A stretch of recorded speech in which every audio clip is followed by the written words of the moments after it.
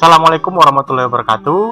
Kali ini kita akan membahas mengenai kebijakan baru dari Kemendikbud, namanya Program Merdeka Belajar Kampus Merdeka, yang akan disampaikan oleh saya sendiri, Rezi Abdurrahman, SISY MAK. Sebelum masuk ke materi pembahasan, yuk kita kenalan dulu dengan hal-hal berikut ini. Yang pertama adalah kurikulum, yakni seperangkat rencana dan pengaturan mengenai tujuan, isi, dan bahan pelajaran, serta cara yang digunakan sebagai pedoman penyelenggaraan kegiatan pembelajaran untuk mencapai tujuan pendidikan tinggi. Yang kedua adalah mengenai KKNI. KKNI atau Kerangka Kualifikasi Nasional Indonesia adalah kerangka penjenjangan kualifikasi kompetensi yang dapat menyandingkan, menyetarakan, dan mengintegrasikan antara bidang pendidikan dan bidang pelatihan kerja serta pengalaman kerja dalam rangka pemberian pengakuan kompetensi kerja sesuai dengan struktur pekerjaan di berbagai sektor. Selanjutnya mengenai pendidikan tinggi. Pendidikan tinggi adalah jenjang pendidikan setelah pendidikan menengah yang mencakup program diploma, program sarjana, program magister, program doktor, program profesi, program spesialis yang diselenggarakan oleh perguruan tinggi berdasarkan kebudayaan bangsa Indonesia. Sedangkan perguruan tinggi adalah satuan pendidikan yang menyelenggarakan pendidikan tinggi. Kemudian universitas, dalam hal ini Universitas Riau, adalah sebagai perguruan tinggi yang terdiri atas sejumlah fakultas yang menyelenggarakan pendidikan akademik, vokasi, dan dapat menyelenggarakan pendidikan profesi dalam sejumlah disiplin ilmu pengetahuan, teknologi, olahraga, dan atau kesenian tertentu. Setelah universitas, selanjutnya kita akan membahas mengenai fakultas. Fakultas adalah pelaksana akademik yang merupakan himpunan sumber daya pendukung yang dikelompokkan menurut jurusan atau bagian yang mengkoordinasikan atau menyelenggarakan pendidikan akademik, vokasi, atau profesi dalam satu rumpun disiplin ilmu pengetahuan, teknologi, olahraga, dan atau seni. Kemudian di bawah fakultas ada jurusan. Jurusan adalah himpunan sumber daya pendukung program studi dalam satu rumpun disiplin ilmu pengetahuan, teknologi, olahraga, dan atau seni. Nah, di bawah jurusan terdiri dari program studi. Program studi adalah kesatuan kegiatan pendidikan dan pembelajaran yang memiliki kurikulum dan metode pembelajaran tertentu dalam satu jenis pendidikan akademik, pendidikan profesi, dan atau pendidikan vokasi. Nah, kemudian kita mengetahui mengenai tridharma perguruan tinggi. Jadi di dalam semua perguruan tinggi itu ada 3 pokok utama yang menjadi tugas dalam perguruan tinggi tersebut. Yang pertama adalah pembelajaran. Pembelajaran adalah proses interaksi mahasiswa dengan dosen dan sumber belajar pada suatu lingkungan belajar. Yang kedua adalah penelitian. Penelitian adalah kegiatan yang dilakukan menurut kaidah dan metode ilmiah secara sistematis untuk memperoleh informasi, data, dan keterangan yang berkaitan dengan pemahaman dan atau pengujian suatu cabang pengetahuan dan teknologi. Kemudian yang ketiga adalah pengabdian kepada masyarakat atau PKM. Nah, PKM ini adalah kegiatan sivitas akademika yang memanfaatkan ilmu pengetahuan dan teknologi untuk memajukan kesejahteraan masyarakat dan mencerdaskan kehidupan bangsa. Selanjutnya adalah mengenai sivitas akademika, yang terdiri dari dosen. Dosen adalah pendidik profesional dan ilmuwan dengan tugas mentransformasikan, mengembangkan, dan menyebarluaskan ilmu pengetahuan, teknologi melalui pendidikan, penelitian, dan pengabdian kepada masyarakat. Yang kedua adalah mahasiswa. Mahasiswa adalah peserta didik pada jenjang pendidikan tinggi. Selain itu, juga ada yang disebut sebagai tenaga kependidikan. Nah, tenaga kependidikan atau TENDIK adalah anggota masyarakat yang mengabdikan diri dan diangkat untuk menunjang penyelenggaraan pendidikan tinggi. Latar belakang. Jadi, dimulai dari revolusi industri. Revolusi industri pertama terjadi pada tahun 1784 yang ditandai dengan penggunaan mesin uap dalam industri. Selanjutnya, revolusi industri yang kedua terjadi pada tahun 1870, di mana ditandai dengan penggunaan mesin produksi massal bertenaga listrik atau minyak. Revolusi industri ketiga, 3.0, dimulai pada tahun 1969, di mana dimulai dengan ditandai dengan adanya penggunaan teknologi informasi dan mesin otomasi atau ada penemuan komputer, ya. Kemudian Yang baru-baru ini ya, yang baru-baru ini terjadi adalah mengenai industri 4.0 yang diperkenalkan mulai dari tahun 2011, di mana mesin terintegrasi jaringan internet atau Internet of Things. Yahoo. Apa yang terlintas oleh kita ketika disebutkan Yahoo? Ya, benar ya. Yahoo ini kita ketahui sebagai email ya. Contohnya seperti rezabdurrahman@yahoo.com ya emailnya. Nah, ini dulu sering digunakan, tapi sekarang sudah mulai berkurang penggunaannya. Sekarang orang lebih sering menggunakan Gmail. Yang kedua adalah BlackBerry. Ketika disebutkan mengenai BlackBerry, kita teringat sebuah handphone yang canggih di zamannya ya, sekitar 10 tahun yang lalu atau sekitar tahun 2010-an. Terus juga kita mengenal dengan namanya PIN BB ya, PIN BBM, BlackBerry Messenger, tukar-tukaran PIN. Nah, sekarang hampir sudah tidak ada lagi orang menggunakan PIN, tukar-tukar PIN BB seperti itu. Sekarang orang menggunakan lebih banyak ini ya, WhatsApp atau WA. Dan juga WhatsApp itu ya gratis, tidak seperti BlackBerry yang berbayar menggunakan BBM-nya. Selanjutnya mengenai Nokia. Nokia ini rajanya ponsel di zamannya dulu. Kemudian semenjak munculnya Android, maka penggunaan Nokia ini semakin tergerus. Kondisinya tidak seperti yang dulu lagi. Apalagi yang ini, Kodak film. Mungkin remaja-remaja sekarang banyak yang tidak mengetahui apa ini Kodak. Padahal Malaysia sendiri ketika kita ingin berfoto gitu kan, mereka bukan bilangnya ayo berfoto, tetapi ayo berkodak, tak berkodak gitu ya. Nah, sekarang kondisinya Kodak film ini bagaimana? Kodak film ini kan sebuah film ya, yang dimasukkan ke dalam sebuah kamera ya. Jadi dari sini nanti kita bisa mencetak hasil kamera tersebut. Nah, sekarang orang tidak lagi menggunakan roll film tadi. Orang sudah menggunakan memory card, sehingga penjualan dari Kodak film ini makin lama makin menurun. Dan sekarang informasinya terbaru ini dikatakan sudah bangkrut ya. Selanjutnya adalah tabloid atau majalah bola. Ini disebutkan edisi terakhir 26 Oktober 2018, sekitar 2 tahun yang lalu. Artinya apa? Artinya informasi itu yang seperti ini, tabloid, majalah, koran, itu penggunaannya sudah mulai berkurang. Kenapa sudah mulai berkurang? Karena informasi sekarang tidak perlu dicari lagi, dia sudah datang sendiri. Contoh seperti kita membuka handphone, kita membuka Facebook, ada berita-berita yang muncul kan, buka Instagram ada berita yang muncul, buka internet ya, kita browsing muncul beritanya. Nah, itu merupakan salah satu bentuk kemajuan teknologi saat ini. Bukan kita lagi yang mencari beritanya, akan berita itu yang datang sendiri ke kita. Dan bahkan ya, dulu misalnya kayak tabloid ini ya, majalah ini terbitnya kan seminggu sekali, ada yang sebulan sekali. Artinya informasinya itu sudah lama, sudah sehari yang lalu, sudah seminggu yang lalu. Nah, sekarang dengan teknologi saat ini menggunakan internet, berita itu sudah kita ketahui bahkan 1 menit atau 1 jam yang lalu. Ini merupakan salah satu bentuk kemajuan yang ada saat ini. Dan 5 yang saya sebutkan ini merupakan contoh produk-produk yang dulunya berjaya, tapi sekarang sudah berkurang gitu. Tetapi bola ya sudah beralih ke berita online. Nah, ini mungkin salah satu bentuk yang disebut dengan inovasi. Inovasi itu dibutuhkan karena dunia terus berubah. Nah, Fujifilm ya, lawannya Kodak tadi, itu dia sudah berinovasi. Tidak lagi fokus ke roll film, tetapi sudah menggunakan, dia fokusnya itu ke alat-alat kesehatan. Jadi alat kesehatan itu menggunakan film-film, dan Fujifilm memproduksi itu. Itu inovasinya ya.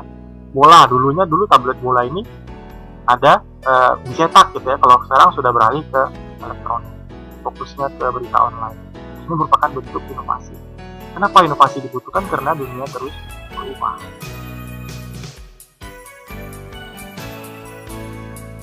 Inovasi hanya dilakukan jika ruang tidak dibatasi. Misalnya, ini ada sebuah ruang. Nah, kalau misalnya kita mau melakukan sesuatu, misalnya ini kecil ruangannya sempit gitu kan, 3 kali 3 gitu ya, 3 kali 3 gitu kan, ruangannya. Nah, maka di dalam sini sempit gitu ya, artinya ruang geraknya terbatas. Maka kalau dia ingin berinovasi, ya, jika ingin dia berinovasi, dia harus mencari ruangan yang lebih besar, harus keluar dari sini supaya dia mendapatkan ide-ide baru. Harus keluar dari sini. Nah, maka kita lihat seperti jalan ini ya, dia terus mengalir, ya, terus mengalir. Nah, jadi kita sepakat bahwa inovasi hanya bisa dilakukan jika ruang gerak tidak dibatasi. Oke.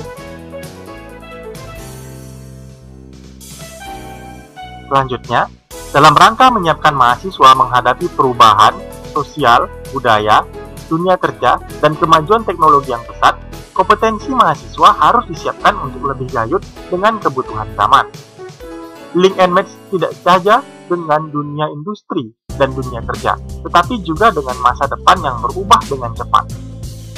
Perguruan tinggi dituntut untuk dapat merancang dan melaksanakan proses pembelajaran yang inovatif agar mahasiswa dapat meraih capaian pembelajaran mencakup aspek sikap, pengetahuan, dan keterampilan secara optimal dan selalu relevan.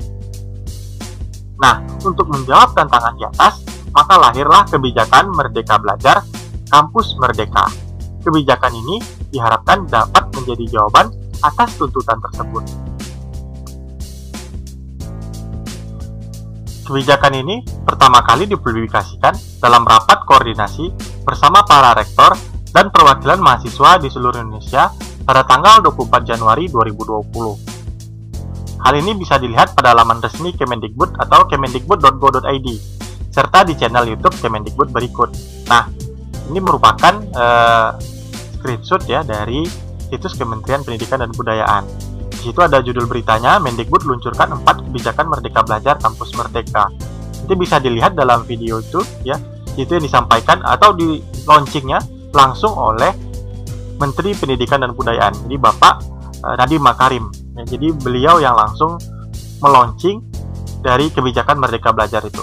Jadi di acara itu ada rektor dari seluruh Indonesia ya, kampus-kampus di Indonesia, kemudian juga ada perwakilan dari kampus-kampus yang ada di Indonesia. Nanti bisa dicek di video itu.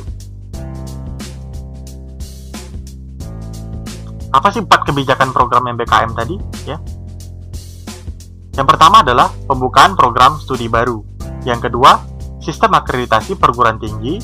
Yang ketiga, perguruan tinggi badan hukum. Dan yang keempat adalah hak belajar 3 semester di luar prodi. Dalam rangka melaksanakan kebijakan tadi, maka Kementerian Pendidikan dan Kebudayaan membuat 5 Permendikbud. Yang pertama adalah Permendikbud nomor 3 tahun 2020 tentang Standar Nasional Pendidikan Tinggi. Yang kedua adalah Permendikbud nomor 4 tahun 2020 tentang perubahan atas Peraturan Menteri Pendidikan dan Kebudayaan nomor 88 tahun 2014 tentang perubahan perguruan tinggi negeri menjadi perguruan tinggi negeri badan hukum. Kemudian selanjutnya adalah Permendikbud nomor 5 tahun 2020 tentang akreditasi program studi dan perguruan tinggi. Kemudian Permendikbud nomor 6 tahun 2020 tentang penerimaan mahasiswa baru program sarjana pada perguruan tinggi negeri. Dan yang terakhir adalah Permendikbud nomor 7 tahun 2020 tentang pendirian perubahan pembubaran perguruan tinggi negeri dan pendirian perubahan pencabutan izin perguruan tinggi swasta. Nah, apa sih sebenarnya dimaksud dengan Merdeka Belajar Kampus Merdeka ini? Merdeka Belajar Kampus Merdeka merupakan kebijakan Menteri Pendidikan dan Kebudayaan yang bertujuan mendorong mahasiswa untuk menguasai berbagai keilmuan yang berguna untuk memasuki dunia kerja. Proses pembelajaran dalam Kampus Merdeka merupakan salah satu perwujudan pembelajaran yang berpusat pada mahasiswa atau student center learning yang sangat esensial. Kampus Merdeka merupakan wujud pembelajaran di perguruan tinggi yang otonom dan fleksibel, sehingga tercipta kultur belajar yang inovatif, tidak mengekang, dan sesuai dengan kebutuhan mahasiswa. Pembelajaran dalam kampus Merdeka memberikan tantangan dan kesempatan untuk pengembangan kreativitas, kapasitas, kepribadian, dan kebutuhan mahasiswa, serta mengembangkan kemandirian dalam mencari dan menemukan pengetahuan melalui kenyataan dan dinamika lapangan, seperti persyaratan kemampuan, permasalahan real, interaksi sosial, kolaborasi, manajemen diri, tuntutan kinerja, target, dan pencapaiannya. Jadi, 4 hal ini merupakan rangkuman dari Merdeka Belajar Kampus Merdeka. Sebenarnya di dalam Merdeka Belajar Kampus Merdeka ini banyak sekali, ya, aturan-aturannya, cakupannya itu luas. Tapi dari 4 ini bisa kita persempit, dia itu lebih mendorong mahasiswa menguasai berbagai keilmuan yang berguna untuk memasuki dunia kerja, serta ya dari sini ya bagaimana mahasiswa itu bisa ya menemukan pengetahuan melalui kenyataan dan dinamika lapangan, seperti kemampuannya, permasalahannya, ya interaksi sosialnya, kolaborasinya, dan lain sebagainya. Nah, itu ya definisi dari Merdeka Belajar Kampus Merdeka. Sekarang kita akan memasuki pokok-pokok kebijakan Merdeka Belajar Kampus Merdeka. Tadi kita ketahui ada 4 hal ya kebijakan pokoknya. Jadi kita kupas satu persatu. Dimulai dari pembukaan program studi baru. Mari kita saksikan yang pertama adalah permasalahannya dulu ya. Ada beberapa tantangan terkait dengan kualitas program studi atau prodi. Yang pertama adalah perguruan tinggi sulit untuk menjawab kebutuhan dunia industri dengan membuka prodi baru. Yang kedua, banyak kurikulum prodi yang kontennya bersifat teoritis. Dan yang ketiga, banyak prodi yang belum bisa bersaing dengan perguruan tinggi kelas dunia. Dan ini merupakan realita pada saat ini. Nah, kemudian dari permasalahan tadi, yang harus kita ketahui adalah tidak ada inovasi yang dapat tercipta tanpa kolaborasi. Nah, ini kita harus sepakati dulu ya mengenai hal ini. Contohnya seperti kita sebagai seorang nasabah Bank BCA. Kemudian kita pergi berlibur ke suatu desa. Nah, di desa tersebut kita butuh uang tunai, ya, uang kita habis, kita butuh uang tunai. Maka yang kita lakukan adalah mencari ATM. Sebagai nasabah Bank BCA tentu kita mencari dulu ATM BCA berada. Nah, di desa-desa biasanya ATM BCA itu jarang sekali ya. Yang ada hanya ada ATM Bank BRI dan juga ATM bank daerah ya, Bank BUMD. Nah, maka yang dilakukan adalah kita pergi ke Bank BRI tersebut untuk mengambil uang kita. Kenapa kok bisa? Ya karena sudah ada kolaborasi atau kerjasama antara Bank BRI dengan Bank BCA. Apa sih manfaatnya bagi Bank BRI? Manfaatnya adalah nasabah tadi kena cas ya, kena fee. Nah, manfaatnya bagi Bank BCA adalah pelanggannya atau nasabahnya tadi tidak lari, ya kan? Jadi tidak beralih ke Bank BRI, itu karena tidak bisa digunakan. Nah, dengan adanya kerjasama seperti ini, maka dua-duanya mengalami keuntungan. Makanya perlu untuk suatu inovasi itu dibutuhkan kolaborasi.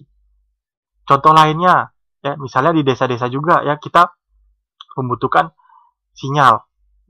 Kita menggunakan provider tertentu ya yang tidak ada di sana, yang jarang sekali ada di desa-desa. Kemudian ya kita membutuhkan sinyal, maka bisa dilakukan dengan kolaborasi. Jadi kita lihat misalnya ada satu sinyal ya, misalnya sinyal Telkomsel yang ada di desa-desa. Nah, sebuah provider bisa bekerja sama dengan Telkomsel tadi. Ya. Jadi dia membangun ya tidak perlu lagi membangun sebuah BTS ya, towernya yang baru, tetapi dia bisa menumpang di towernya Telkomsel untuk menambahkan sinyal dari providernya. Tuh, jadi manfaatnya bagi Telkomsel adalah mungkin dari provider tadi tentu dimintain biaya ya, sedangkan dari provider lain Telkomsel tadi ya, selain Telkomsel tadi dia manfaatnya pelanggannya tadi tidak lari ya beralih ke yang lain ya. Artinya tetap bisa memanfaatkan fasilitas ya yang ada di providernya. Seperti itu. Ya, ini harus kita sepakati. Oke. Selanjutnya, perguruan tinggi dengan akreditasi A dan B langsung diberikan izin untuk membuka prodi baru asal memiliki kerjasama dengan ya. Jadi ini merupakan solusi dari tantangan ini tadi. Ya. Tantangannya kan ada 3 nih tentang membuka program studi baru, katanya sulit. Maka dengan ada kebijakan ini, program tinggi dengan akreditasi A dan B langsung diberikan izin ya untuk membuka prodi baru. Syaratnya dia harus punya kerjasama dengan yang pertama pelaku industri kelas dunia. Contohnya seperti Chevron ya, kalau di Riau ada Chevron, terus ada Exxon ya, di sini ya ada Facebook, Google ya yang berbasis internasional ya. Seperti itu. Dan yang kedua adalah organisasi nirlaba kelas dunia. Ya biasanya organisasi ini di bawah United Nations atau PBB seperti WHO ya, ada USAID, ada UNICEF dan lain sebagainya. Kemudian yang ketiga adalah bisa bekerja sama dengan BUMN atau BUMD. Seperti kalau untuk yang di sektor perbankan ya ada Bank BRI, Bank Mandiri, ada Bank BNI. Kalau misalnya di BUMD-nya kan ada bank daerah ya, Bank Riau, ya, Bank DKI, Bank Jabar Banten, ya, BJB dan lain sebagainya. Nah, itu bisa dibuat kerjasamanya. Kemudian yang keempat adalah kerjasama dengan 100 universitas terbaik di dunia berdasarkan QS Top 100 World Universities ya, berdasarkan dari ranking dari QS ini. Situ contohnya ada Oxford University, ada Harvard gitu ya, ada MIT ya atau Massachusetts Institute Teknologi yang ada di Amerika. Jadi sebuah prodi itu bisa bekerja sama dengan 4 mitra ini. Nah, kerjasama prodi dan mitra harus meliputi ya. Yang pertama adalah penyusunan kurikulum, yang kedua magang, dan yang ketiga ada proses rekrutmen. Jadi nggak hanya asal-asalan kerjasama ya, tetapi harus mencakup dari kurikulumnya harus ada ya. Kemudian magangnya juga ada dan juga yang terakhir adalah rekrutmen. Contohnya misalnya mahasiswa akuntansi ya di FEB Unri, dia melakukan kerjasama dengan Bank Riau ya. Jadi nanti bisa dibuka suatu prodi khusus gitu kan ya, misalnya akuntansi perbankan. Nah, jadi di situ ada menyusun kurikulumnya seperti apa ya. Terus juga magangnya nanti di Bank Riau seperti apa dan juga ada jalur khusus untuk prodi tersebut ya, bisa masuk ke Bank Riau tadi contohnya ya. Juga ada proses rekrutmen. Nah, kecuali yang 4 ini ya, kerjasama dengan QS World Ranking tadi, 100 kampus terbaik di dunia tadi, dia cukup dilakukan dalam bentuk penyusunan kurikulum saja ya, tidak ada magang ya, tidak perlu melakukan magang dan rekrutmen. Jadi yang untuk penyusunan kurikulum, magang dan rekrutmen ini untuk perusahaan ya, pelaku industri kelas dunia, BUMN dan organisasi nirlaba kelas dunia. Kita lanjut. Ya, ini merupakan kesimpulan ya mengenai kebijakan yang pertama mengenai pembukaan program studi baru. Di mana kondisi yang dulu hanya perguruan tinggi negeri badan hukum atau PTNBH yang mendapat kebebasan membuka prodi baru.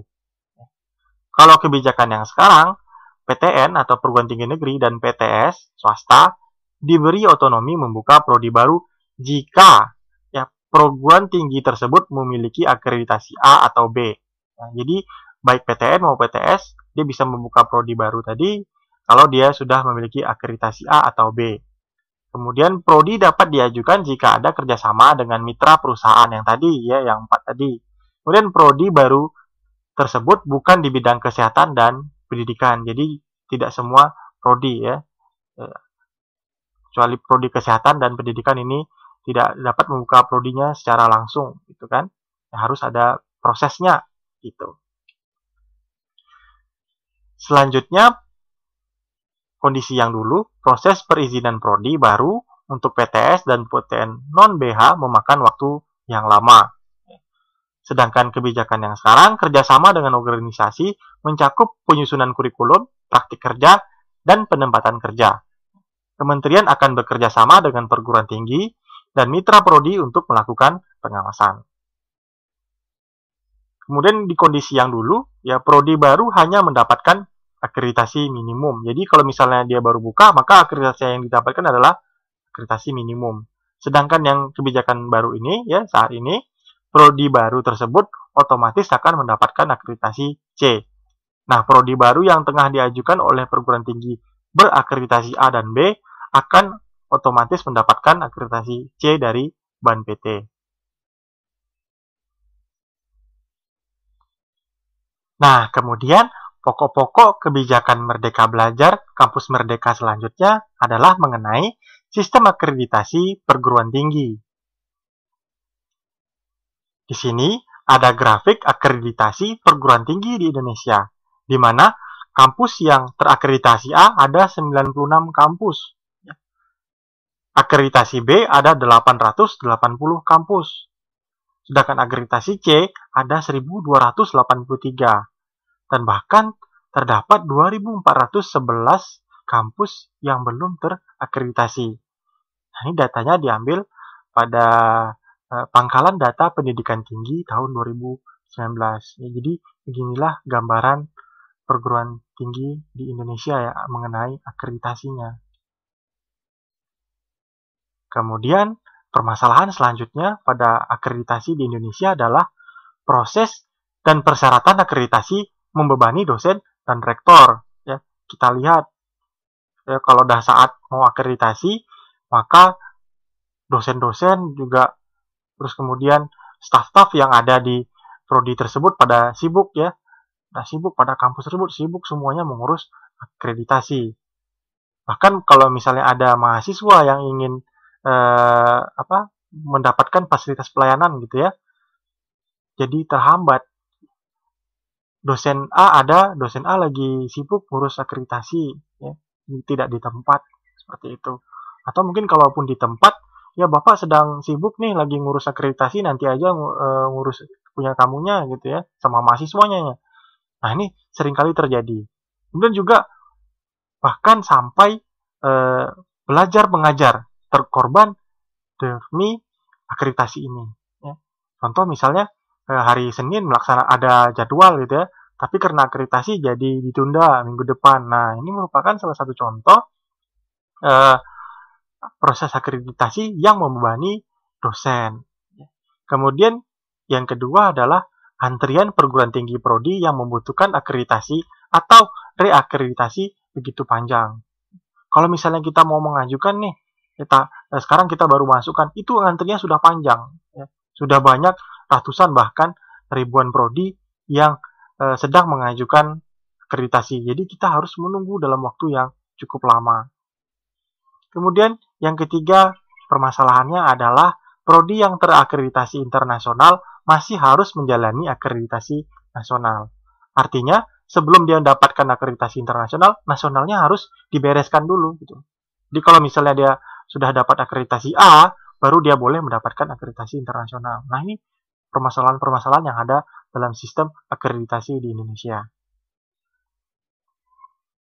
Nah, kedepannya sistem akreditasi akan menggunakan prinsip sukarela, gotong royong, dan berkelas dunia.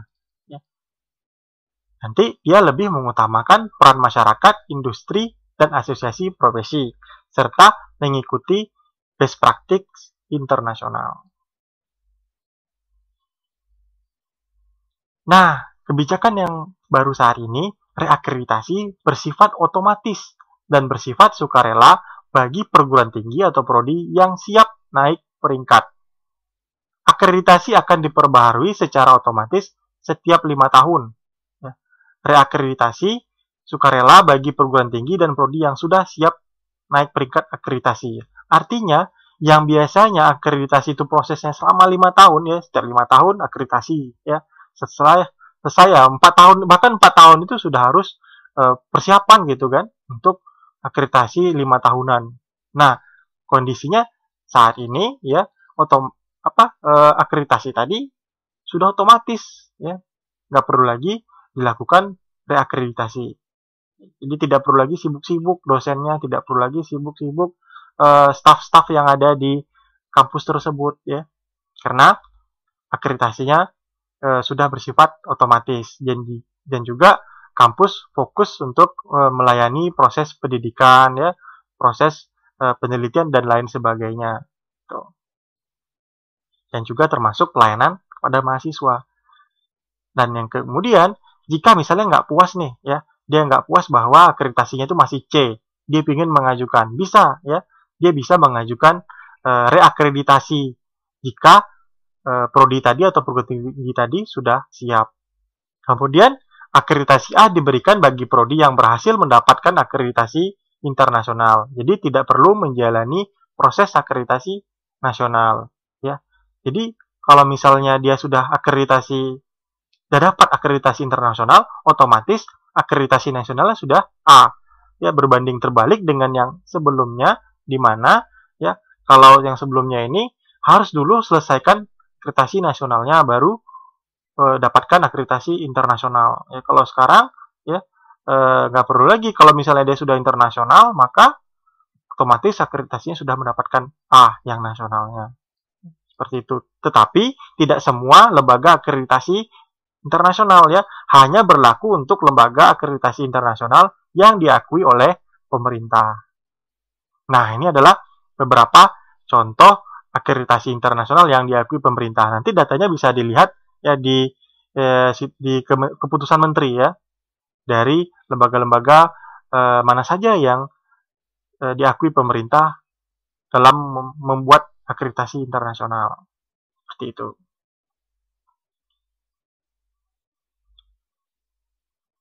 Nah, reakreditasi dapat dilakukan oleh pemerintah kapan saja bila ada indikasi penurunan kualitas perguruan tinggi atau prodi. Proses reakreditasi akan dipicu oleh beberapa indikator, seperti yang pertama adanya pengaduan masyarakat ya, dengan bukti-bukti yang konkret. Kemudian bisa juga dilakukan karena jumlah pendaftar dan lulusan yang menurun tajam selama 5 tahun terakhir. Jadi, ya mentang-mentang sudah otomatis gitu ya, jadi nggak perlu ngapa-ngapain, nggak juga ya. Pemerintah bisa melakukan evaluasi atau reakreditasi kepada suatu prodi ataupun perguruan tinggi ya jika ada muncul hal-hal seperti ini ya. Jadi ada pengaduan masyarakat, terus juga ada jumlah pendaftar atau mahasiswanya yang terus menurun, lulusannya juga menurun gitu ya. Maka pemerintah dalam hal ini Ban PT bisa turun langsung untuk melakukan reakreditasi.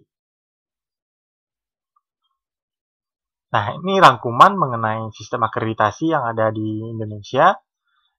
Situasi yang dulu, semua perguruan tinggi dan prodi wajib melakukan proses akreditasi setiap 5 tahun. Nah, kalau yang sekarang, akreditasi sudah ditetapkan oleh Ban PT, tetap berlaku selama 5 tahun, dan akan diperbarui secara otomatis.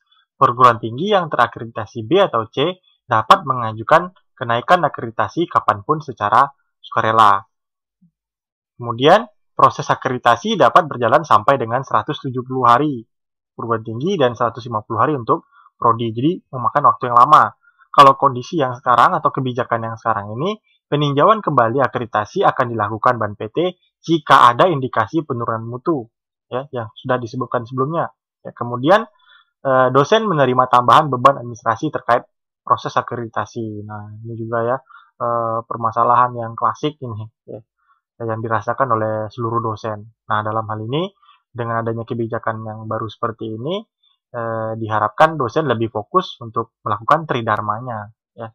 Kemudian pengajuan reakreditasi perguruan tinggi dan prodi dibatasi paling cepat 2 tahun setelah mendapatkan akreditasi yang terakhir. Misalnya sudah reakreditasi begitu ya, dapatkan C. Nah, kemudian dia nggak puas nih mau mengajukan reakreditasi lagi ya, akreditasi ulang tahun depan, tidak bisa, harus menunggu 2 tahun lagi. Seperti itu ya. Kemudian pokok-pokok kebijakan Merdeka Belajar yang ketiga adalah perguruan tinggi negeri badan hukum. Nah, di sini kita melihat grafik ya, bagaimana status perguruan tinggi negeri yang ada di Indonesia. Untuk perguruan tinggi badan hukum itu ada 11 kampus ya. Kemudian ada 77 kampus yang berstatus sebagai BLU dan ada 34 kampus yang berstatus masih Satker. Jadi lebih banyak bertumpuk di PTN BLU. Nah, data ini diambil dari Pangkalan Data Pendidikan Tinggi tahun 2019. Nah, PTNBH merupakan bentuk otonomi tertinggi. Ya.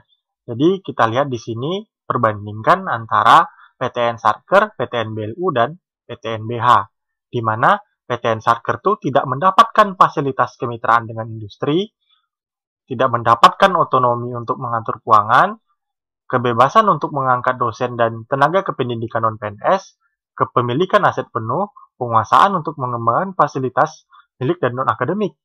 Ya. Ini tidak bisa dilakukan oleh Satker. Sedangkan oleh PTN BLU itu dia bisa memiliki otonomi untuk mengatur keuangan, fleksibilitas dengan kemitraan ya dengan industri, bebas untuk mengangkat dosen dan tenaga kependidikan atau tendik non PNS, ya. Tapi tidak mempunyai fasilitas atau otonomi ya untuk memiliki aset penuh ya, serta mengembangkan fasilitas akademik dan non akademik. Sedangkan untuk PTNBH memiliki 5 otonomi ini. Ya. Bisa dia memiliki aset penuh, serta mengembangkan fasilitas akademik dan non-akademik, dan 3 lainnya. Nah, ini merupakan perbandingan antara status PTN yang ada di Indonesia.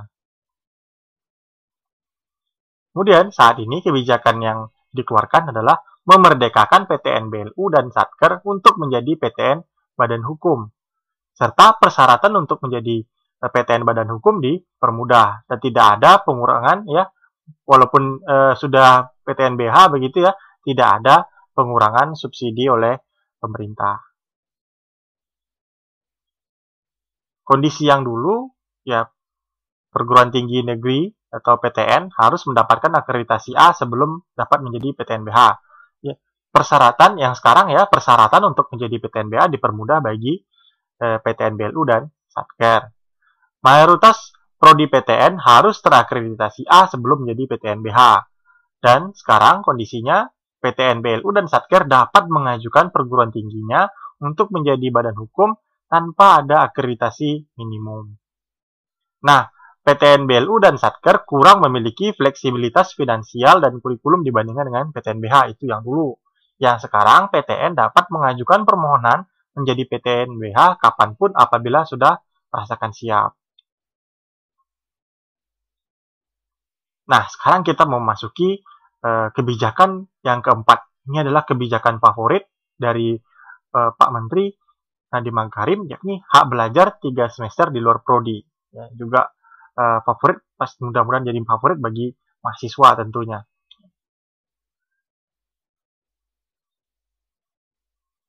Nah, di sini kita lihat sebuah gambar ilustrasi di mana ada yang sebelah kiri ini merupakan lulusan S1 di masa lalu, ya. Dan yang sebelah kanan adalah gambaran lulusan S1 di masa depan. Nah, lulusan S1 di masa lalu ini digambarkan seperti ada orang yang lagi berenang, ya. Kemudian berenangnya dengan satu gaya saja. Terus di bawahnya dia berenang di kolam renang yang ada jalurnya ya, di kolam renang yang ada jalurnya seperti itu. Oke. Kemudian untuk yang gambaran ilustrasi lulusan S1 di masa depan, berenangnya lagi bukan hanya satu gaya, tapi berbagai macam gaya. Ya. Ada gaya bebas, gaya kupu-kupu, gaya dada, gaya punggung, dan lain sebagainya.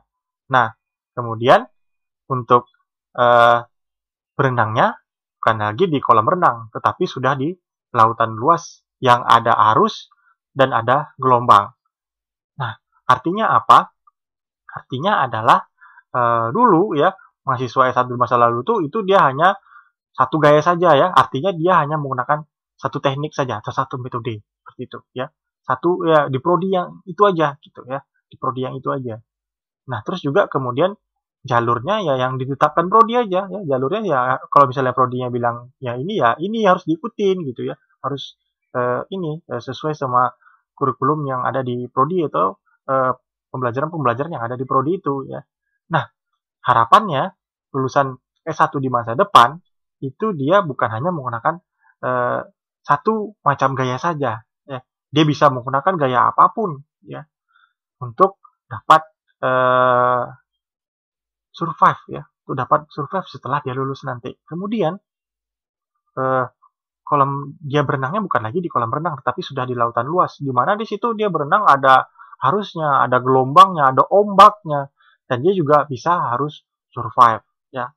Artinya ketika lulus nanti mahasiswa sudah siap bersaing kompetisi, ya, secara global, ya, dan memiliki kompeten yang dari berbagai bidang. Ya, jadi sudah mempunyai banyak skill-skill. Nah, seperti itu, ya, sudah banyak kemampuan sehingga dia bisa menerapkannya dalam kondisi apapun dan situasi apapun, serta dia memiliki kreativitas dan inovasi, ya. Jadi bisa menggunakan berbagai macam gaya tadi, ya. Dia harus lebih kreatif dan inovatif, seperti itu. Oke, kita lanjutkan, ya. Profesi masa kini menuntut ilmu lintas disiplin. Contohnya, misalnya kita profesinya sebagai insinyur. Ilmu dasarnya jelas, ya, teknik. Kemudian ilmu yang menjadi pembedanya adalah ilmu desain. Terus kemudian profesi sebagai pengacara. Ilmu dasarnya jelas, ya, ilmu hukum. Dan dia bisa menambahkan ilmu akuntansi. Mengapa demikian? Karena, ya, kalau misalnya dia seorang pengacara menangani kasus hukum perdata sebuah perusahaan, maka dia juga bisa harus, ya, minimal, ya, bisa membaca laporan keuangan perusahaan tersebut. Nah, seperti itu. Kemudian ada profesi sutradara film, ya, ilmu dasarnya perfilman. Ya. Kemudian dia bisa menambahkan ilmu yang menjadi pembeda adalah ilmu pemasaran. Artinya bagaimana dia bisa memasarkan film tersebut, ya. Kemudian selanjutnya profesi sebagai arsitek, ya. Jelas ilmu dasarnya adalah arsitek, tapi dia bisa menambahkan, ya, membutuhkan ilmu sosiologi, ya. Dia juga membutuhkan ilmu sosiologi. Kemudian juga sebagai auditor, ya, dalam akuntansi. Nah, auditor itu, ya, selain ilmu akuntansi sebagai ilmu dasar, ilmu yang dibutuhkan juga ilmu hukum, ya. Kenapa? Karena dalam ketika mengaudit dia juga harus tahu hukum-hukum tertentu, ya. Dia juga harus belajar bagaimana, ya, minimal dasar hukumnya, gitu, supaya dia bisa mengaudit sesuai dengan kinerjanya, ya, sesuai dengan profesinya, seperti itu. Nah, realita yang dihadapi lulusan perguruan tinggi saat ini, ya. Yang pertama, mahasiswa menimba banyak ilmu di perguruan tinggi, namun belum tentu sesuai dengan kebutuhan industri. Hanya sekitar 20% rata-rata ilmu dari S1 dipakai oleh mahasiswa setelah lulus, ya. Ini memang realita, ya. Ketika dia lulus, yang sesuai, ya, ilmunya itu dipakai hanya 20% saja. Dan ini merupakan hasil dari survei, gitu. Kemudian yang kedua, karir lulusan perguruan tinggi belum tentu linear dengan prodinya. Hanya sekitar 25% lulusan yang bekerja sesuai prodinya. Nah, ini hasil survei juga. Artinya apa? Ketika dia lulus tadi, ya, bahwa ilmu yang selama ini diraihnya di perguruan tinggi, ya, tidak terpakai, ya. Kalau misalnya dia tidak linear, tentu dia juga otomatis tidak terpakai ilmunya. Contohnya seorang tamatan akuntansi, ya, kemudian dia setelah lulus bekerja sebagai mekanik di sebuah bengkel, gitu kan, sebagai teknisi. Itu kan tidak linear, ya, tidak sejalan, gitu, antara ilmu yang dipelajarinya saat dia kuliah dengan dia lulus setelah kuliah, seperti itu. Nah, ini merupakan realita dan banyak sekali, ya. Kita lihat abang kita, kakak kita, adik kita, ya, mengalami hal-hal seperti ini.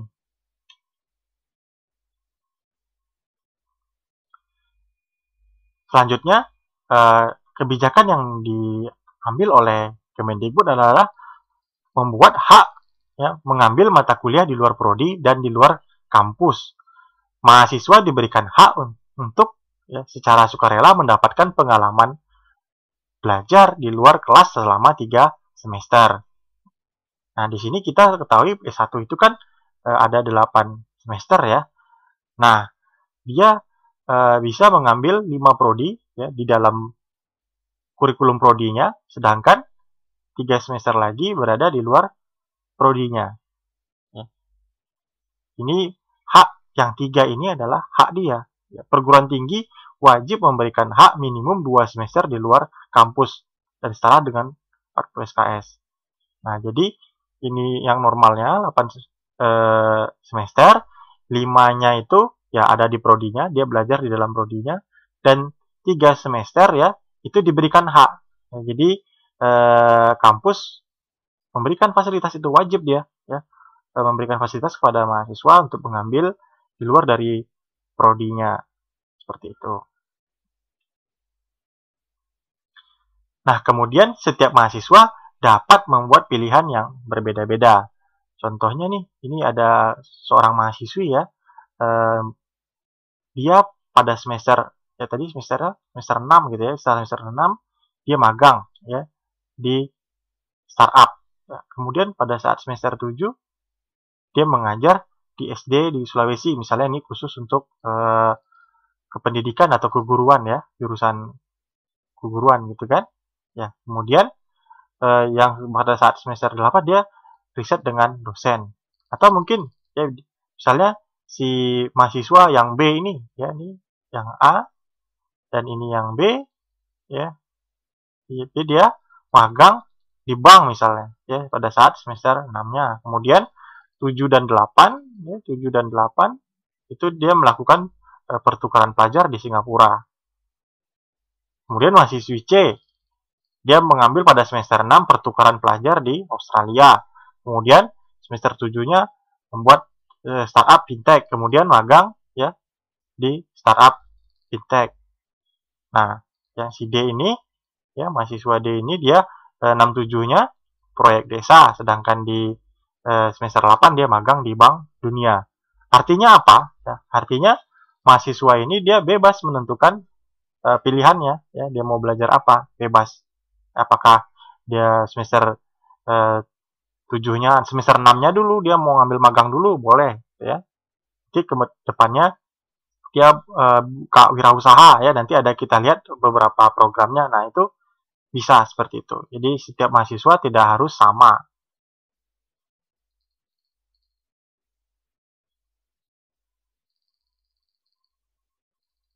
Selanjutnya adalah mahasiswa tidak memiliki banyak fleksibilitas untuk mengambil kelas di luar prodi dan kampusnya sendiri. Kemudian bobot SKS untuk kegiatan pembelajaran di luar kelas sangat kecil dan tidak adil bagi mahasiswa yang sudah mengorbankan banyak waktu. Kemudian di sebagian besar kampus, pertukaran pelajar atau praktik kerja justru menghambat atau menunda kelulusan dari mahasiswa tersebut. Nah, dengan adanya kebijakan baru ini, kebijakan MBKM, maka perguruan tinggi dia wajib memberikan hak bagi mahasiswa untuk secara sukarela ya, boleh diambil, boleh tidak. Dia dapat mengambil SKS di luar perguruan tingginya ya, di luar kampusnya sebanyak 2 semester setara dengan 40 SKS. Ditambah lagi dapat mengambil SKS di prodi yang berbeda ya, di perguruan tinggi yang sama sebanyak 1 semester setara dengan 20 SKS. Jadi untuk satu kegiatan yang diambilnya ya di luar prodi itu setara dengan 20 SKS. Jadi kalau misalnya 3 semester diambilnya, maka ada dapat 60 SKS ya. 2 semester 40 SKS, seperti itu. Dengan kata lain, SKS yang wajib diambil prodi asal adalah sebanyak 5 semester dari total semester yang harus dijalankan. Dan ini tidak berlaku untuk prodi kesehatan. Jadi ada pengecualian. Perubahan definisi SKS. Jadi yang perlu adik-adik mahasiswa ketahui, setiap SKS diartikan sebagai jam kegiatan, bukan lagi sebagai jam belajar. Dulu kita ketahui bahwa satu SKS itu misalnya 50 menit. Artinya selama 50 menit belajar. Ya. 2 SKS, ya, mata kuliahnya 2 SKS, artinya selama belajarnya selama 100 menit. Nah, itu definisi dulu. Kalau sekarang SKS itu diartikan sebagai jam kegiatan. Nah, kegiatan yang dimaksud ya belajar di kelas, praktik kerja magang, pertukaran pelajar, proyek di desa, wirausaha, riset, studi independen, dan kegiatan mengajar di daerah terpencil. Semua jenis kegiatan terpilih harus dibimbing seorang dosen. Ya. Dosen ditentukan oleh kampusnya. Kemudian daftar kegiatan yang dapat diambil oleh mahasiswa dalam 3 semester di atas dapat dipilih dari A. Program yang ditentukan pemerintah, dan kemudian program yang disetujui oleh rektor.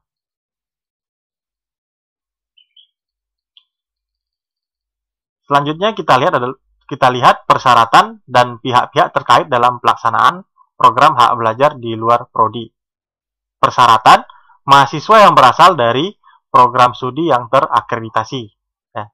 Jadi untuk mahasiswanya, persyaratannya itu dia berasal dari prodi yang telah terakreditasi. Kemudian mahasiswa aktif yang terdaftar pada PD Dikti.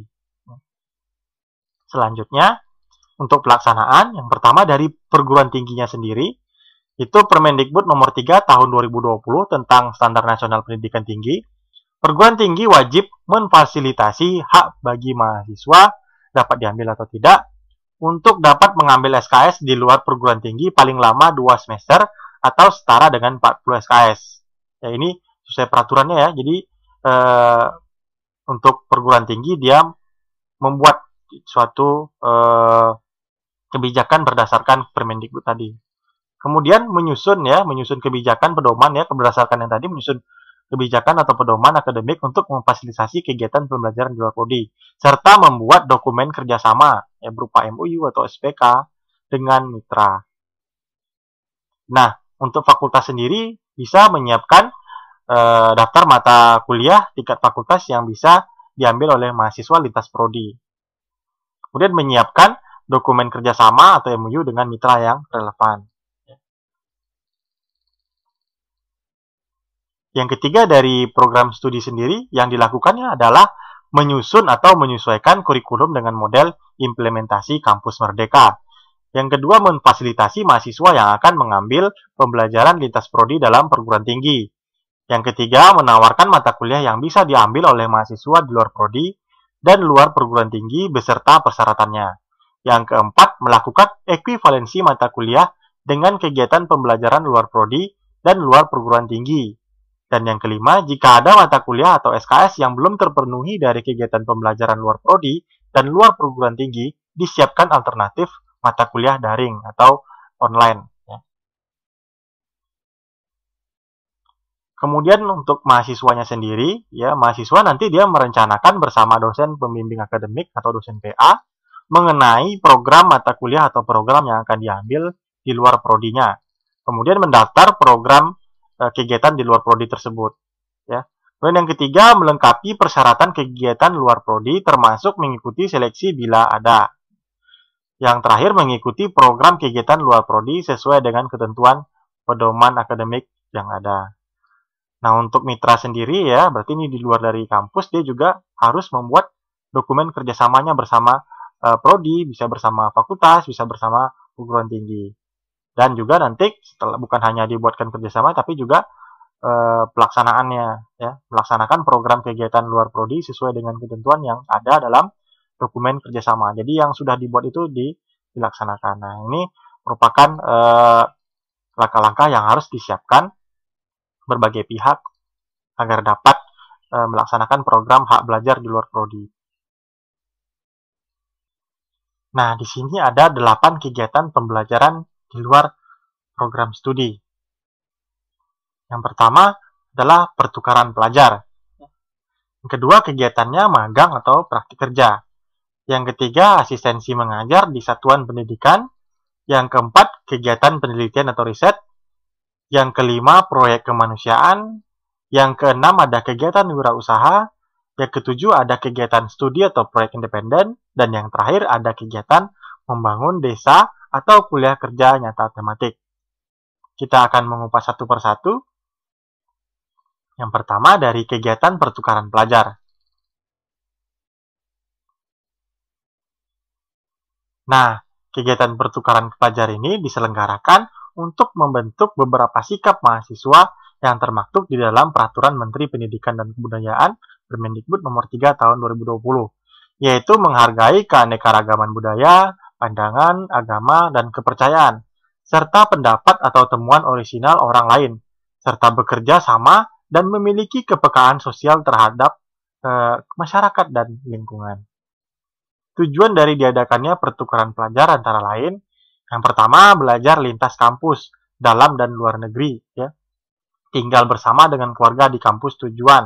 Kampus kawasan mahasiswa tentang Kebhinneka Tunggal Ika akan semakin berkembang.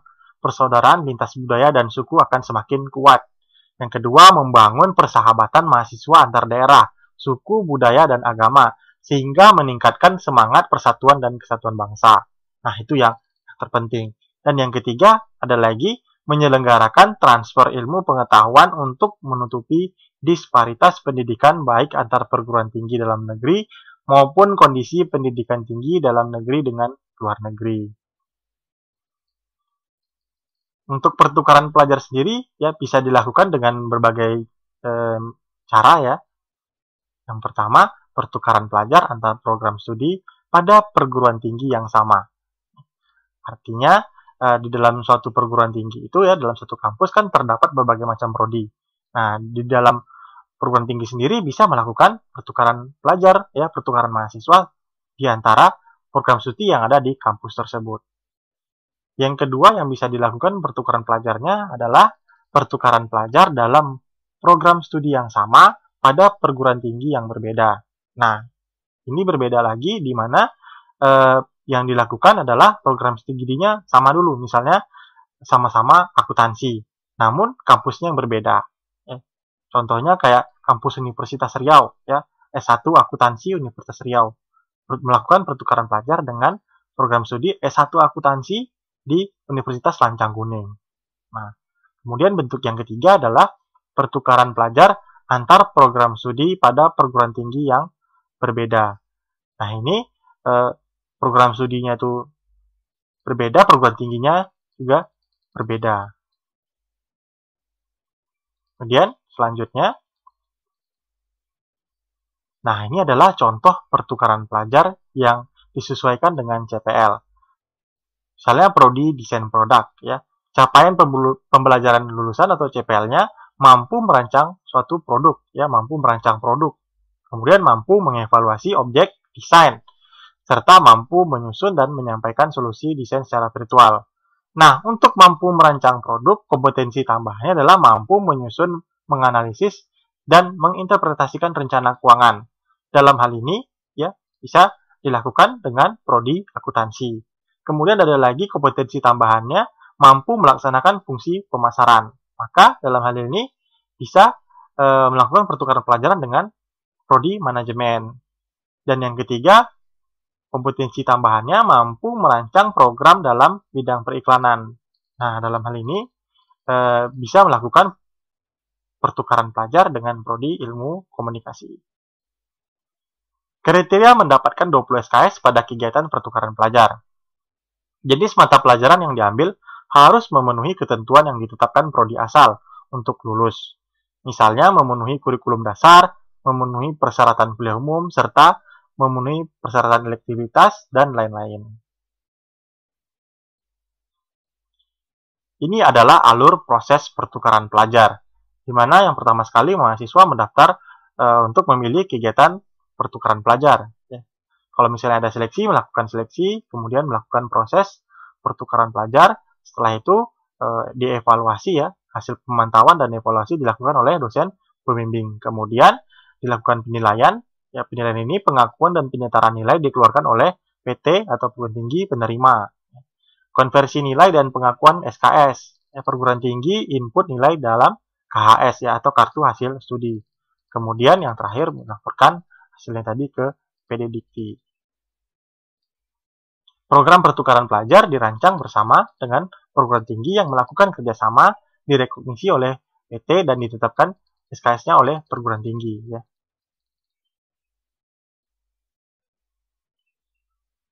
Yang kedua adalah kegiatan magang atau praktik kerja.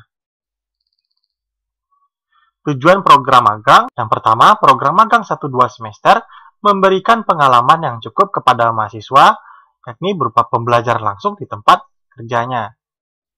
Yang kedua, selama magang, mahasiswa akan mendapatkan hard skill, yakni berupa keterampilan, kompleks problem solving, analytical skill, dan lain sebagainya, maupun juga mendapatkan soft skill, yakni ada etika profesi atau kerja, komunikasi, kerjasama, dan lain sebagainya. Sementara industri mendapatkan talenta yang bila cocok nantinya bisa langsung direkrut, sehingga mengurangi biaya rekrutmen dan training awal atau induksi. Selanjutnya, mahasiswa yang sudah mengenal tempat kerja tersebut akan lebih mantap dalam memasuki dunia kerja dan karirnya. Nah, permasalahan industri akan mengalir ke perguruan tinggi, sehingga mengupdate bahan ajar dan pembelajaran dosen serta topik-topik riset di perguruan tinggi akan makin relevan. Kriteria mendapatkan 20 SKS. Tingkat kemampuan yang diperlukan untuk magang harus setara dengan level sarjana, bukan tingkat SMA ke bawah. Ya, jadi misalnya selama ini kan magang itu mahasiswa disuruh pagi-pagi bikin kopi ya sama pimpinannya. Terus setelah bikin kopi dia disuruh fotokopi ya. Jadi fotokopi setelah bikin kopi fotokopi begitu setiap hari. Nah, ini bukan lagi level seorang sarjana ya, bukan level mahasiswa. Harusnya mahasiswa itu dia mendapatkan pembelajaran dari tempat magangnya itu sudah dalam kapasitas yang lebih tinggi, seperti itu ya, sudah banyak atau mungkin yang dilakukannya berkaitan langsung dengan ilmunya, seperti itu. Kemudian kriteria yang kedua, mahasiswa menjadi bagian dari sebuah tim ya, terlibat secara aktif di kegiatan tim. Jadi dia juga bisa dilibatkan dalam tim-tim yang ada di kerja. Karena kalau misalnya kita sudah masuk suatu perusahaan ya, perusahaan itu tidak bisa bergerak individu. Dia harus bekerja sama dengan karyawan-karyawan yang ada di dalam perusahaan itu.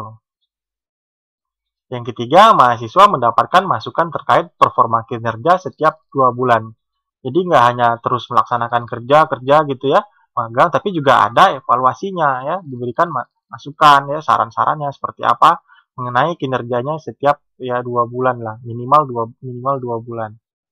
Kemudian harus memberikan presentasi di akhir magang kepada salah satu pimpinan perusahaan. Jadi mungkin dia membuat laporan apa yang telah dikerjakannya selama ini.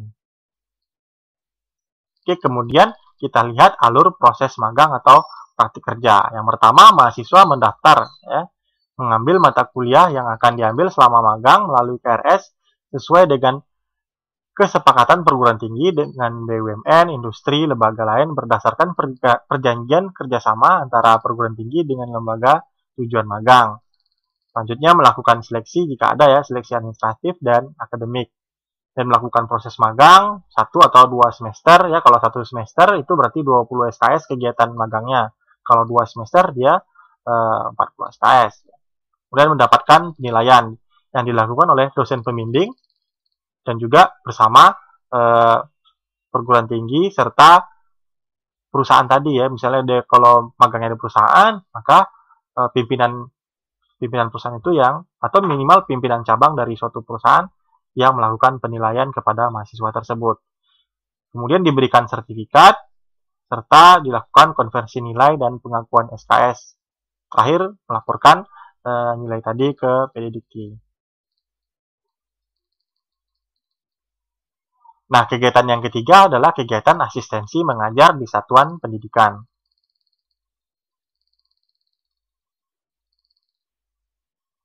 Kegiatan asistensi mengajar di satuan pendidikan, ya, adalah kegiatan pembelajaran dalam bentuk asistensi mengajar dilakukan oleh mahasiswa di satuan pendidikan seperti sekolah dasar, ya, sekolah menengah maupun atas, ya, SMA, sekolah tempat praktek mengajar dapat berada di lokasi kota maupun di daerah terpencil. Nah, untuk mendapatkan 20 SKS, kriterianya menentukan target yang ingin dicapai selama kegiatan, misalnya meningkatkan kemampuan numerik siswa dan seterusnya, serta pencapaiannya dievaluasi di akhir kegiatan. Alur asistensi mengajar di satuan pendidikan. Yang pertama, mahasiswa terlebih dahulu mendaftar ya di KRS-nya untuk mengambil asistensi mengajar di satuan pendidikan. Jadi untuk jurusan pendidikan ya. Kemudian melakukan pembekalan ya, sebelum diberangkatkan ke satuan pendidikan, mahasiswa diberikan pembekalan oleh dosen dari perguruan tinggi masing-masing. Pembekalan dilakukan untuk mempersiapkan rencana kegiatan yang akan dilaksanakan saat di satuan pendidikan. Selanjutnya, kolaborasi dengan satuan pendidikan. Mahasiswa datang ke satuan pendidikan dan melakukan kolaborasi terkait dengan program-program yang akan diselenggarakan selama di satuan pendidikan. Kemudian mengajar, ya, melakukan proses belajar mengajar di satuan pendidikan, serta yang terakhir adanya penilaian, ya, penilaian dari dosen pembimbing serta guru atau pihak sekolah, ya, menilai mahasiswa tadi. Setelah itu dimasukkan ke dalam KHS-nya, ya, nilainya tadi, serta dilaporkan ke PDDikti. 4. Kegiatan penelitian atau riset.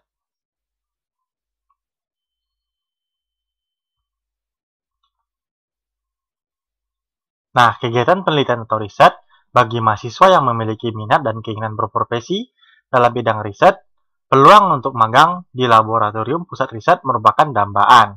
Selain itu, laboratorium atau lembaga riset terkadang kekurangan asisten peneliti saat mengerjakan proyek riset yang berjangka pendek, misalnya 1 semester atau sampai 1 tahun.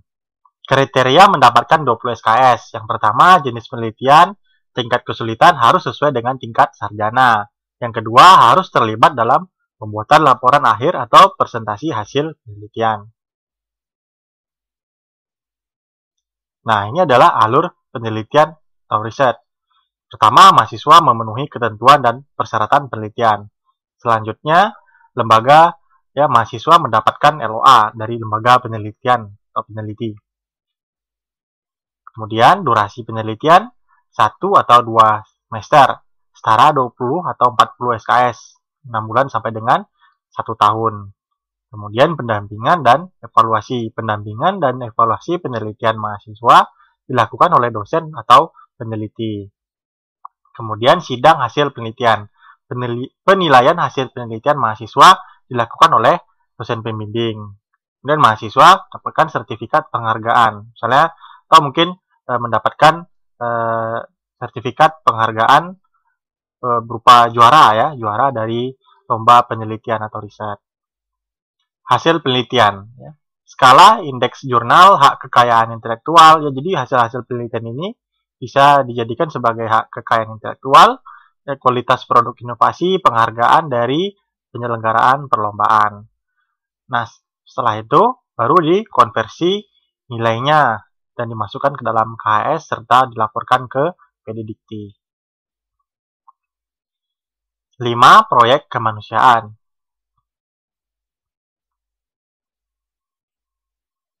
Kegiatan proyek kemanusiaan tujuannya antara lain yang pertama menyiapkan mahasiswa unggul yang menjunjung tinggi nilai kemanusiaan dalam menjalankan tugas berdasarkan agama, moral, dan etika.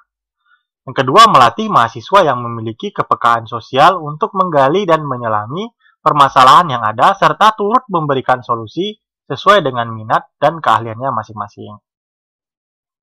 Kriteria untuk mendapatkan 20 SKS.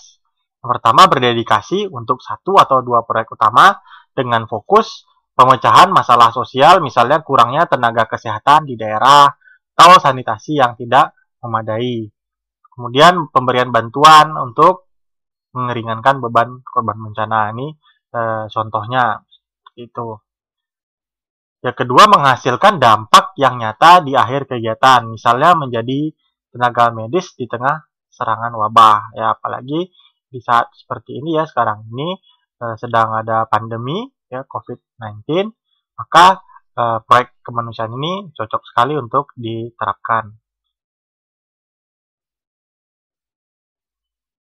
Nah, ini adalah alur proyek kemanusiaan. Yang pertama, mahasiswa menentukan program proyek kemanusiaan bersama organisasi resmi, ya. Kemudian menyusun proposal program proyek kemanusiaannya. Dia melakukan proyek kemanusiaannya, jadi 1 kali program maksimal 1 semester dan dapat mengambil kembali pada 1 semester lainnya. Jadi setelah 1 program, ya, itu hanya untuk 1 semester jangka waktunya ya, program utamanya. Gitu. Nah, kemudian setelah selesai dilakukan penilaian ya oleh dosen pendamping berpedoman pada keputusan perguruan tinggi dengan memperhatikan beberapa unsur. Ada unsur rekognisi, yakni program proyek kemanusiaan yang dikerjakan tanggap darurat melalui pembahasan penerimaan SKS. Nah, kemudian terakhir nanti dia dilakukan konversi nilai ya dan penginputan SKS serta dilaporkan ke PDDikti. 6. Kegiatan wirausaha. Nah, tujuan dari kegiatan wirausaha ini adalah memberikan mahasiswa yang memiliki minat berwirausaha untuk mengembangkan usahanya lebih dini dan terbimbing. Yang kedua, menangani permasalahan pengangguran yang menghasilkan pengangguran intelektual dari kalangan sarjana. Dan kriteria untuk mendapatkan 20 SKS ya. Yang pertama, memiliki rencana bisnis dan target ya, seperti jangka pendek dan jangka panjang. Kedua, berhasil mencapai target penjualan sesuai dengan target rencana bisnis yang ditetapkan di awal. Dan yang ketiga, bertumbuhnya SDM di perusahaan sesuai dengan rencana bisnis. Nah, misalnya nih kegiatan wirausaha tadi ya, seorang mahasiswa dia tidak suka magang ya, tidak suka bekerja di suatu perusahaan. Dia inginnya menjadi seorang wirausaha, dia yang bosnya gitu, dia nggak mau jadi karyawannya. Maka mahasiswa tadi bisa memilih kegiatan wirausaha. Nah, bentuk kegiatan wirausaha itu bisa dalam bentuk usaha pribadi mahasiswa dan juga bisa usaha kelompok mahasiswa. Nah, misalnya mahasiswa ada beberapa ya, 10 orang yang ingin melakukan wirausaha, maka mahasiswa tadi bisa membuat suatu kelompoknya ya, ataupun mungkin untuk modalnya ya, untuk modalnya membutuhkan modal yang besar. Maka mahasiswa tadi bisa mencari temannya yang sama-sama ingin berwirausaha untuk mengambungkan modalnya.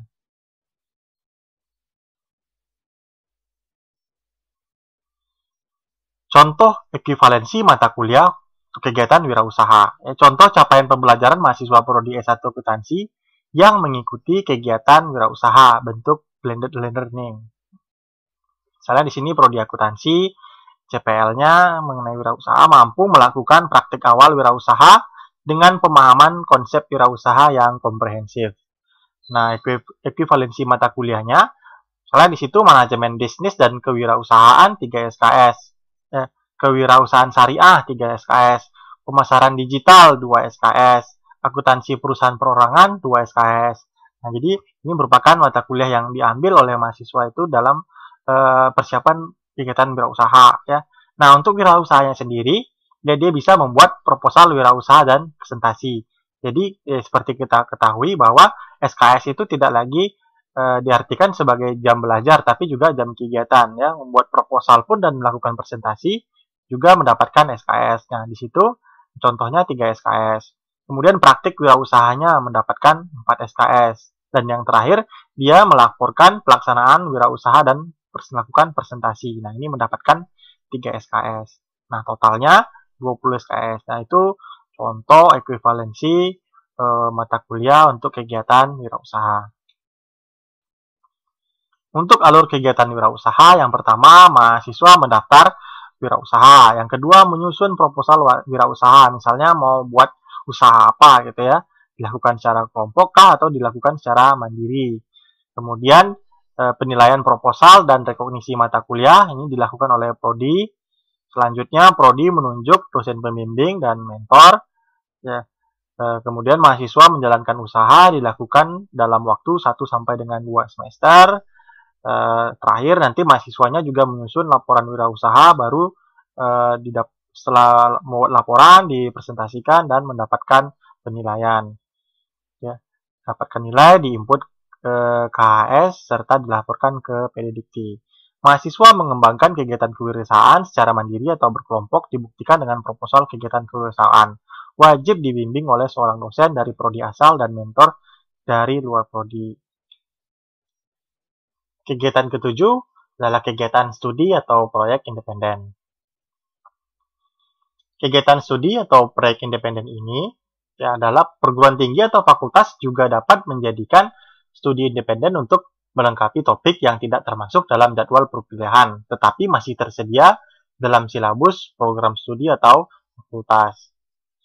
Kegiatan proyek independen dapat dilakukan dalam bentuk kerja kelompok lintas disiplin keilmuan. Sedangkan kriteria untuk mendapatkan 20 SKS, yang pertama, jenis studi independen tingkat kesulitan harus sesuai dengan tingkat sarjana. Yang kedua, topik studi independen tidak ditawarkan di dalam kurikulum perguruan tinggi prodi pada saat ini. Dan mahasiswa mengembangkan objektif mandiri beserta dengan desain kurikulum, rencana pembelajaran, jenis proyek akhir, dan lain-lain yang harus dicapai di akhir studi. Ini adalah alur dari studi atau proyek independen. Yang pertama, mahasiswa mendaftar mata kuliah di KRS. Kemudian seleksi proposal, mahasiswa menyusun proposal, ya, dan proposal dinilai oleh tim penguji yang dibentuk oleh perguruan tinggi. Nah, kalau misalnya dia tidak lulus, maka dia melakukan perkuliahan reguler atau perkuliahan seperti biasa. Nah, kalau misalnya dia lulus, maka dia bisa melakukan studi independen ini. Ya. 1 atau 2 semester setara 20 atau 40 SKS. Jadi, satu semester itu 20 SKS untuk kegiatan untuk setiap kegiatan. Didampingi dan dievaluasi oleh dosen pembimbing. Kemudian yang terakhir, dilakukan penilaian ya oleh dosen pembimbing atas dasar laporan kegiatan studi independen yang dilakukan oleh mahasiswa. Serta nanti ada penginputan nilai dan dilaporkan ke PD Dikti. Kegiatan ke-8 adalah kegiatan membangun desa atau kuliah kerja nyata tematik. Kegiatan membangun desa atau kuliah kerja nyata tematik ini merupakan suatu bentuk pendidikan dengan cara memberikan pengalaman belajar kepada mahasiswa untuk hidup di tengah masyarakat di luar kampus, yang secara langsung bersama-sama masyarakat mengidentifikasi potensi dan menangani masalah sehingga diharapkan mampu mengembangkan potensi desa atau daerah dan meramu solusi untuk masalah yang ada di desa. Kriteria untuk mendapatkan 12 SKS, yang pertama berdedikasi untuk 1 atau 2 proyek utama dengan fokus ya, misalnya di situ peningkatan kapasitas kewirausahaan masyarakat, UMKM atau BUM desa, ya, badan usaha milik desa. Yang kedua, pemecahan masalah sosial, misalnya kurangnya tenaga kesehatan di desa tersebut, atau mungkin pembangunan sanitasi yang tidak memadai. Kriteria selanjutnya adalah menghasilkan dampak yang nyata di akhir kegiatan, misalnya irigasi desa yang lebih memadai.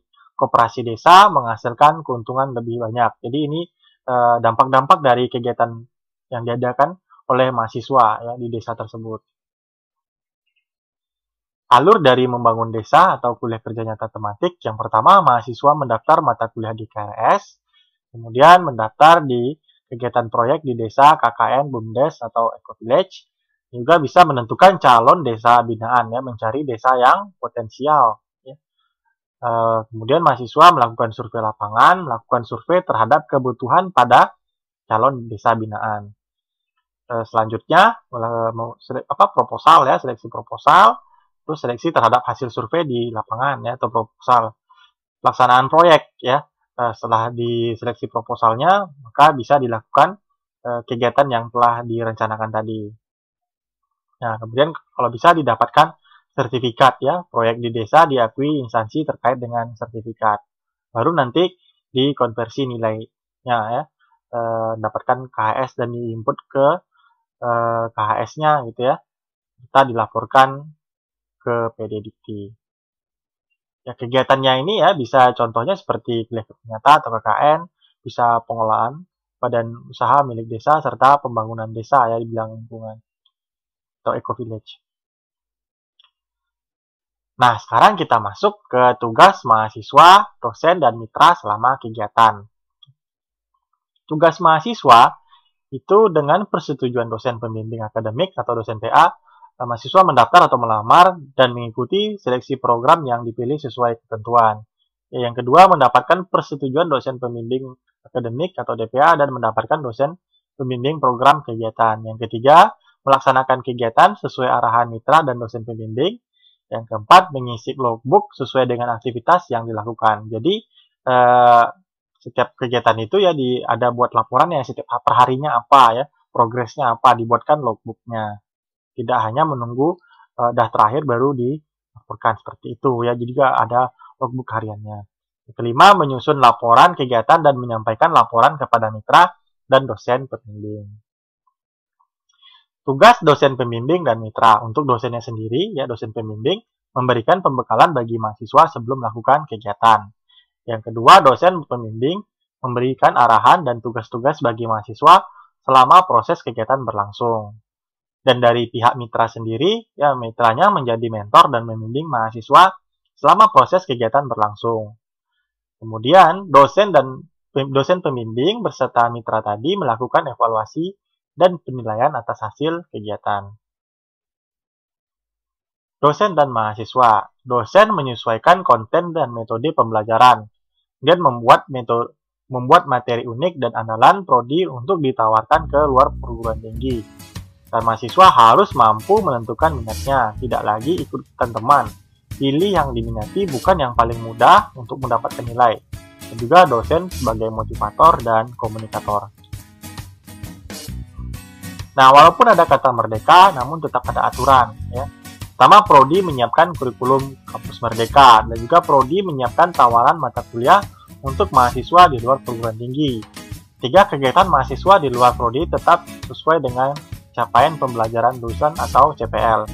4. Perencanaan program di luar prodi dibicarakan antara mahasiswa dan pembimbing. Kemudian, dilakukan perhitungan ekivalensi SKS. Selanjutnya, kolaborasi didasarkan pada kesepakatan antar pihak. Dan yang terakhir, metode daring ya, bisa lakukan metode daring ya. Ini adalah alternatif penggunaan SKS di luar prodi. Penilaian. Prinsip penilaian. Penilaian dalam pelaksanaan kebijakan Merdeka Belajar Kampus Merdeka, program hak belajar 3 semester di luar prodi mengacu kepada 5 prinsip sesuai SNPT, yaitu edukatif, otentik, objektif, akuntabel, dan transparan. Aspek penilaian, pertama kehadiran saat pembekalan dan pelaksanaan. Kedua, kedisiplinan dan tanggung jawab dalam melaksanakan tugas-tugas. Yang ketiga, sikap. Yang keempat, kemampuan melaksanakan tugas-tugas. Dan yang terakhir, kemampuan membuat laporan. Nah, prosedur penilaian.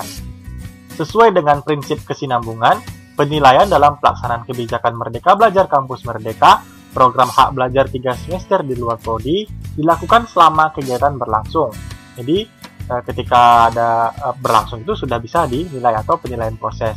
Dan juga selain penilaian proses juga ada penilaian hasil ya, berupa laporan kegiatan seperti itu. Nah, penilaian proses dilakukan dengan cara observasi atau pengamatan kepribadian dan sosial sebagai teknik utama. Untuk penilaian hasil dilaksanakan pada akhir pelaksanaan program dengan menggunakan laporan yang dibuat oleh mahasiswa. Nah, dari gambar ini kita lihat ada mahasiswa dan berbagai pihak. Ya, di sini kita lihat bentuk kolaborasi yang dibangun dari kebijakan Merdeka Belajar Kampus Merdeka, di mana mahasiswa biasanya mendapatkan ilmunya hanya dari dosen yang ada di kampusnya. Kali ini dia juga bisa mendapatkan ilmu atau pembelajaran dari perusahaan kelas dunia, ya, organisasi nirlaba kelas dunia, ya, perguruan tinggi kelas dunia, institusi pelatihan dan non perguruan tinggi, ya, pemerintahan.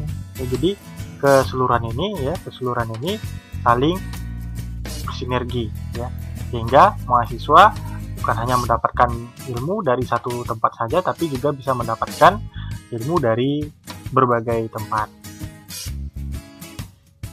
Nah, ini yang saya katakan tadi, proses pembelajaran dapat terjadi di manapun. Serta di sini ada logo ya, ada logo Kampus Merdeka Indonesia Jaya. Ini adalah logo yang baru saja dikeluarkan oleh Kemendikbud dan ini bisa dipakai oleh kampus-kampus yang ada di Indonesia. Ya. Setiap ada kegiatan atau event bisa dipasang logo ini, Kampus Merdeka Indonesia Jaya. Ya, sekian yang dapat saya sampaikan. Terima kasih, semoga bermanfaat. Assalamualaikum warahmatullahi wabarakatuh.